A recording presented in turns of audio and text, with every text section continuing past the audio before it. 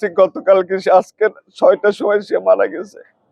আমরা এটা কখনো ভাবি না যে আমরা দেশনেত্রী বেগম খালেদা জিয়া মারা যাবে সেটা আমরা দেখবো।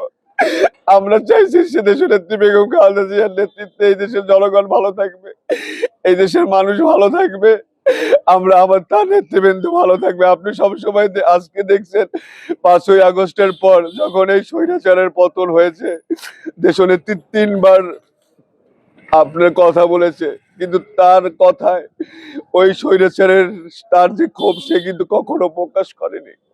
সেই দলের জন্য কাজ করেছে, এই দেশে মানুষের জন্য কাজ করেছে। আমি আপনাদের মাধ্যমে দেশবাসীর কাছে বলবো তার জন্য সে যেন আল্লাহ তাআলা তাকে বেহেশত নসিব করুক, আমরা এই দোয়া করি। আজকে অভিভাবক হারা হয়ে গেলাম। আমাদের একটি স্লোগান ছিল যে নেত্রী মোদের খালেদা, গর্ব মোদের আলাদা, আপসহীন খালেদা, গর্ব মোদের আলাদা। তাকে তিনি আমাদের আগলে রেখেছে। মানে তার কথা বলতে গেলে অনেকে বলে যে আবেগ কেন আসে, আসলে তার কথা মানে সে আমাদের মা, আজকে অভিভাবক, জাতি অভিভাবক হারা হয়ে গেছে। তো এই যে ক্ষতি হয়েছে অপূরণীয়। এবং আপনি জানেন যে তিনি তো আসলে মজলুম।